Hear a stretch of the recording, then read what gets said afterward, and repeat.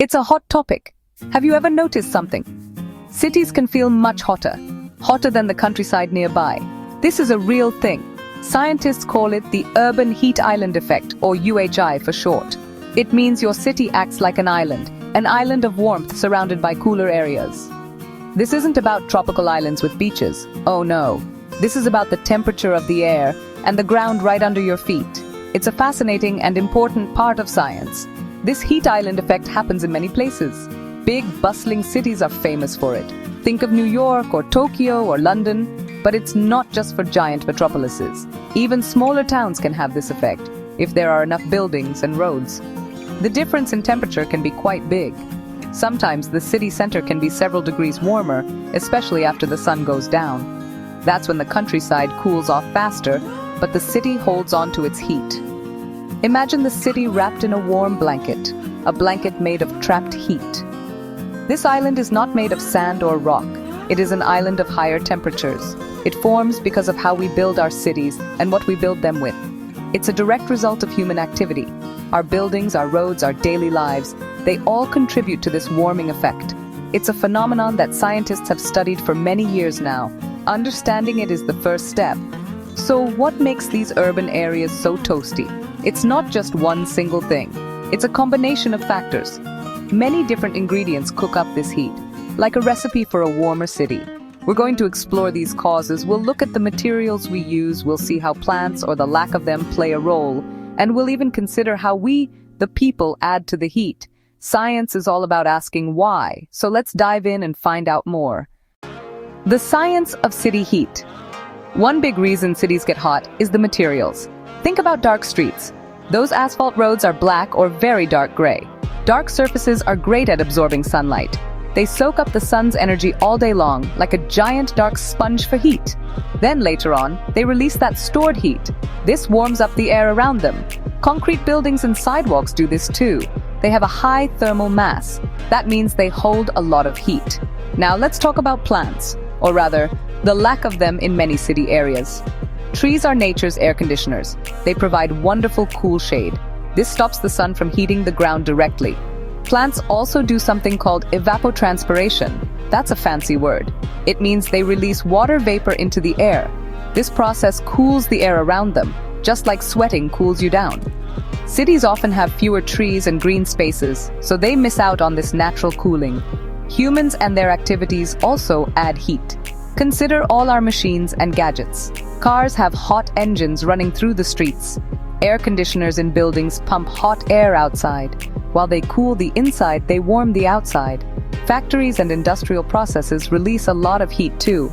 All these sources together are called anthropogenic heat.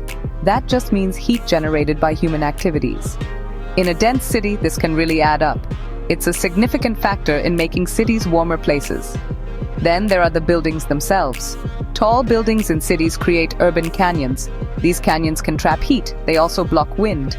Wind is great for carrying away warm air and bringing in cooler air. But if the wind is blocked, the hot air stays put. Air pollution can also play a part. Tiny particles in the air, like soot, can absorb heat. They can also trap heat near the ground, like a hazy lid on the city. This makes the urban heat island effect even stronger. Science is at work everywhere. What happens next? So, cities are hotter. What's the big deal? Well, it causes some real problems. First, there are health risks. This is very serious. Extreme heat can lead to heat exhaustion, or even worse, heat stroke, which can be deadly. It's especially dangerous for vulnerable people, like older adults, young children, and people who are already sick. Hotter temperatures can also make air quality worse. This can trigger asthma attacks and other breathing problems for many people. Hotter cities also mean we use more energy. Think about it. When it's scorching outside, what do? You probably turn on the air conditioning or a fan. All those air conditioners working overtime use a lot of electricity. This puts a big strain on the power grid, especially during heat waves. It can even lead to power outages. And using more electricity often means burning more fossil fuels. This can lead to more pollution and higher energy bills for everyone. It's a costly cycle. The environment suffers too. The urban heat island effect isn't just about air temperature. It can make water in city streams and rivers warmer. This can harm fish and other aquatic life. They are not used to such warm water. The increased heat can also speed up the formation of smog. Smog is that nasty, hazy air pollution. It's bad for our lungs, and it's not great for plants either. The overall quality of the urban environment can go down, making cities less pleasant places to be. Finally, this extra heat can affect plants and animals. It can lead to a loss of biodiversity in cities. Biodiversity is the variety of living things in an area. Some plants and animals can't survive the higher temperatures or the drier conditions that often come with them. They might leave the city if they can, or they might struggle to find food and shelter. We want our cities to be vibrant, full of life, not just concrete. So these impacts are a big concern for our urban ecosystems. Awesome city solutions. The good news is we can do things. We can make our cities cooler. Science and smart ideas can help. One of the best ways is to plant more trees. Trees are amazing natural coolers. They provide shade for streets and buildings. This stops surfaces from absorbing so much sun. They also cool the air through evapotranspiration. Remember that? More parks and green spaces in cities make a huge difference. So let's think green. Plant, plant, plant. It's a simple, beautiful solution. We can even put plants on our buildings. This is called having green roofs. Imagine gardens growing right on top of buildings. These green roofs absorb much less heat than traditional dark roofs. They also insulate buildings, which means less need for air conditioning.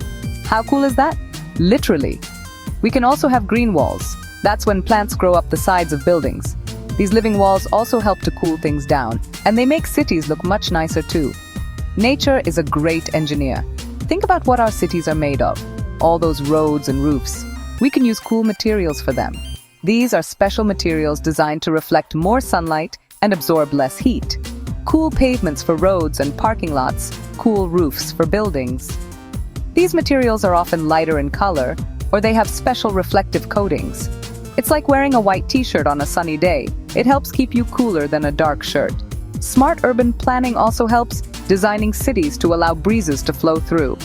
Why is tackling the urban heat island effect so important? Because cooler cities are better cities for everyone. They are healthier places to live, with fewer heat-related illnesses. We can save energy when we don't need so much air conditioning. That's good for our wallets, and it's good for our planet. Our environment gets cleaner, air quality can improve, and plants and animals can thrive alongside us, making our cities more enjoyable and sustainable. Isn't science fantastic for finding solutions?